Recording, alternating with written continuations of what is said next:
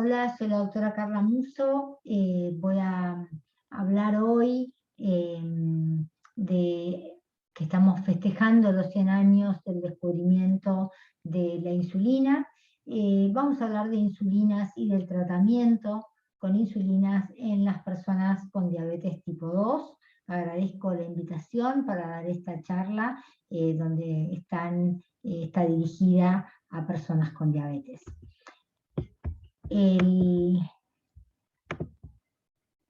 Esta charla es con fines educativos y por supuesto no reemplaza la consulta médica.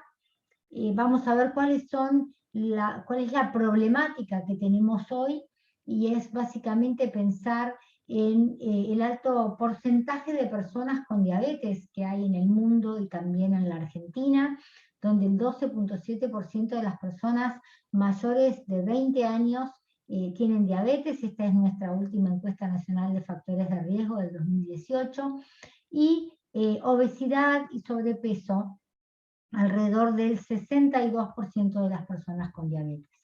Si pensamos que en el mundo 1 de 11 adultos también tiene diabetes, y esto hace un número de 463 millones de personas en el mundo que tienen diabetes, que además 374 millones tienen tolerancia alterada a la glucosa, que también la podemos llamar prediabetes, que se asocia con enfermedad cardiovascular, donde la obesidad, como les mencionaba, también tiene una prevalencia muy importante, y sabemos que hoy lo importante es llegar a objetivos, y que hoy tenemos herramientas terapéuticas que podemos implementar para poder modificar esta situación. Sabemos que la diabetes es una enfermedad metabólica que es crónica, producida por la insuficiente secreción o acción de la insulina, y que se diagnostica con la presencia de hiperglucemia o glucemia o glucosa en ayunas elevada. Esta hiperglucemia persistente define y diagnostica la diabetes. Y vamos a ver cuáles son los valores y los síntomas. Sabemos que los síntomas son la poliuria, la polidipsia y la pérdida inexplicada de peso. Esto quiere decir orinar mucho, tener mucha sed y perder peso aunque uno esté comiendo, y encontrar a la persona con diabetes con una glucemia mayor de 200. Esto hace diagnóstico de diabetes. O una glucemia en ayunas mayor o igual a 126 después de hacer ayuno durante 8 horas. Cuando encontramos este valor tenemos que repetirlo, y si tenemos el mismo valor o más, diagnosticamos diabetes. O hacemos una curva, una prueba oral de tolerancia a la glucosa, y una glucemia a las 2 horas de ingerir la glucosa, y es mayor de 200, también hacemos diagnóstico de diabetes. Y sabemos además que todas las personas con diabetes son distintas, son diferentes, y esto hace que tengamos que evaluar en forma individual a cada paciente, a cada persona, para saber cuál va a ser la medicación más indicada para esta persona. Sabemos que la diabetes se presenta a edades diferentes, con algunas características diferentes, como insulinoresistencia, o con obesidad, o con adelgazamiento, o con bajos niveles de insulina, o con anticuerpos, que es lo que denominamos inmunidad. Y entonces es por eso que el tratamiento tiene que ser individualizado, que va a ser un traje a medida, y que cada paciente con diabetes va a tener un tratamiento diferente. Lo que sí vamos a tener es que en común van a tener una alimentación adecuada y saludable. Siempre les mostramos este plato, donde tenemos la mitad del plato con vegetales, verduras crudas y cocidas, un cuarto del plato con carne, pollo o pescado, que serían las proteínas, o también huevo, y un cuarto del plato, que sería el equivalente a una taza de arroz o de fideos, también lentejas, choclo, etcétera. Hay una larga lista que les mencionamos siempre que atendemos a una persona con diabetes.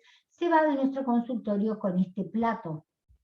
Y por supuesto, la importante ingesta de agua, y las 2 a 3 frutas por día que les mencionamos que pueden comer, frutas chicas con cáscara, porque eso tiene más fibra, que no sean compotas, que no sean jugos exprimidos y todas estas características que hacen que la alimentación tenga una importancia fundamental en lo que es el tratamiento, es una pata más del tratamiento en las personas con diabetes.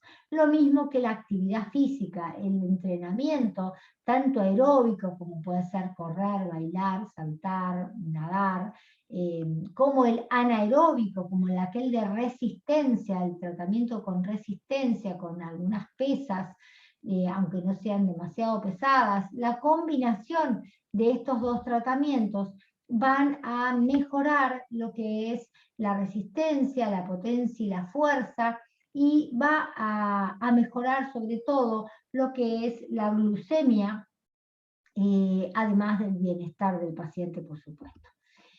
Y nosotros ahora lo que vamos a tratar de hacer es responder estas 3 preguntas.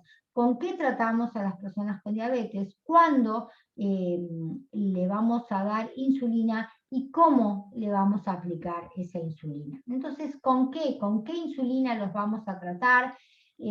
Vamos a ver que desde el año 1921, con el descubrimiento de la insulina por Banting y Best, hemos tenido muchas insulinas, tanto de depósito como insulinas rápidas, y esto se ha ido perfeccionando y mejorando a lo largo de los años.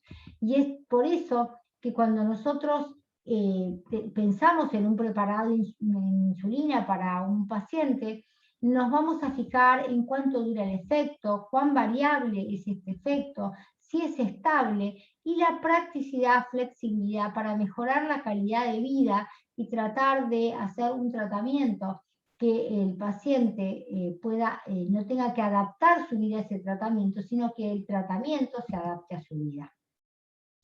La variabilidad del efecto insulínico va a tener que ver con el sitio de inyección, con la calidad de la inyección, la sensibilidad que esa persona particular tenga con la insulina, y también va a depender de qué tipo de preparado insulínico le vamos a proveer.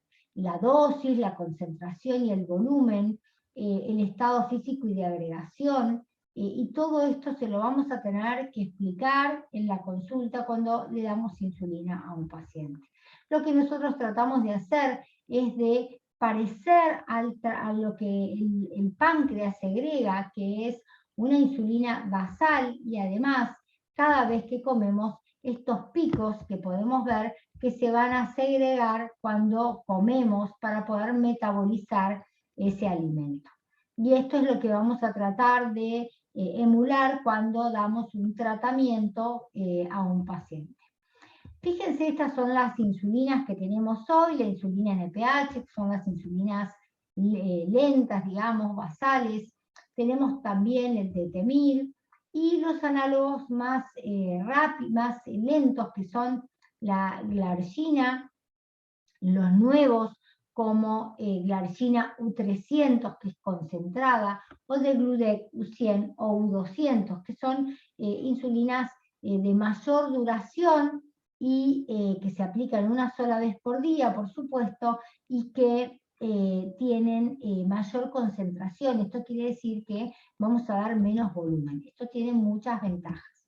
Dentro de lo que son las insulinas rápidas, tenemos la insulina corriente, que es o rápida, que es la más vieja, las insulinas rápidas, que son los análogos, como puede ser aspártica, lispro o glulicina, y la insulina nueva, que es la ultra rápida, que tiene un efecto, un comienzo más rápido y una finalización más rápida, y esto por supuesto se asocia a menor tasa de hipoglucemias o de glucemias o de descenso rápido de la glucemia.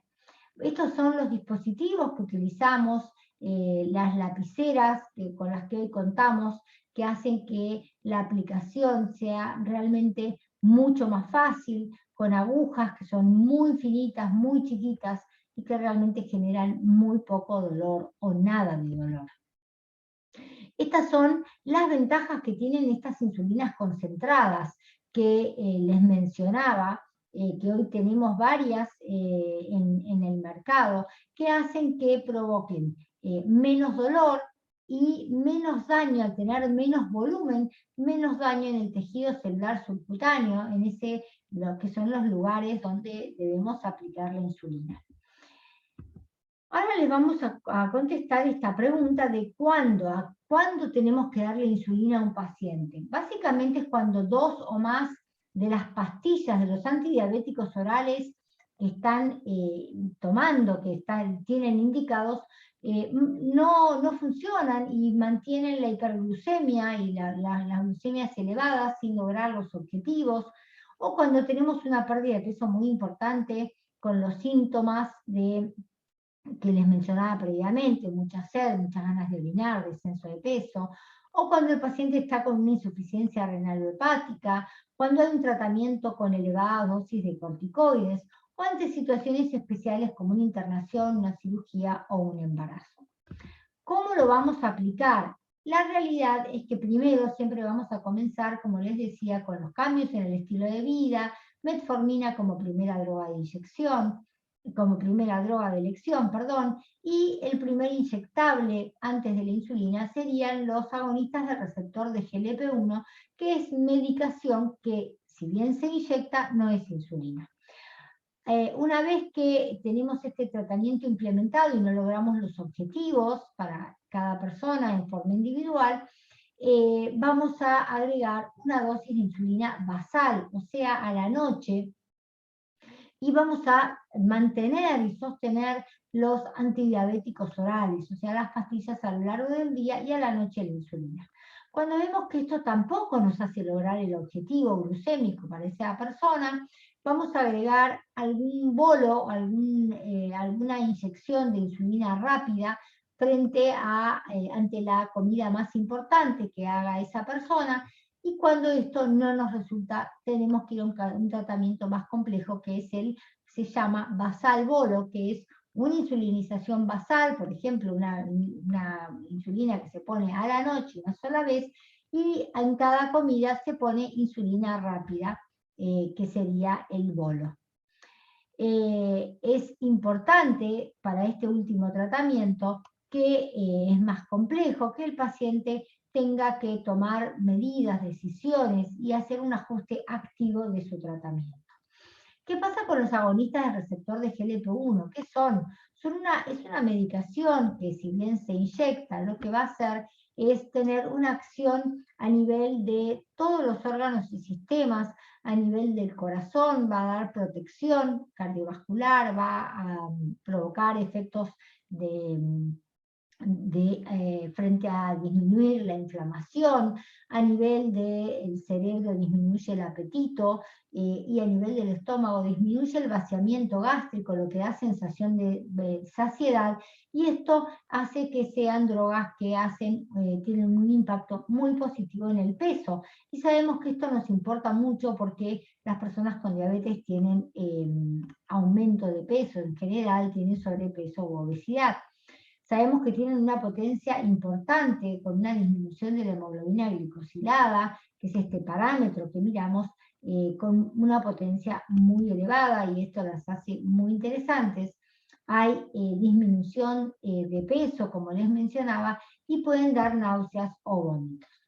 Estas son las 3 medicaciones que hoy tenemos disponibles, que se llaman liraglutide, dulaglutide o semaglutide, que van a provocar un impacto importante en el peso, como les decía, provocando en muchos pacientes náuseas y vómitos o diarrea también. ¿Qué importancia tiene esta asociación de insulina más los agonistas del receptor de GLP-1?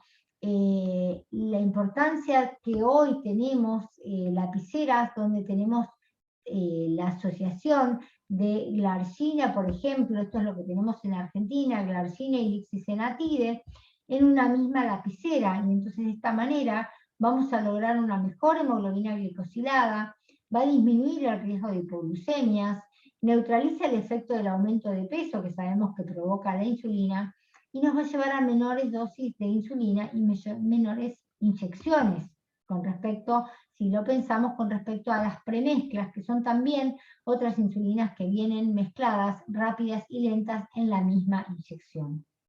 Entonces, la asociación de insulina y de agonistas del receptor de GLP-1 nos provoca menos hipoglucemia, menos dosis de insulina, menor aumento de peso con respecto a insulina sola y mayor control o mejor control metabólico. ¿Qué debemos enseñar a un paciente al que le damos una terapia inyectable?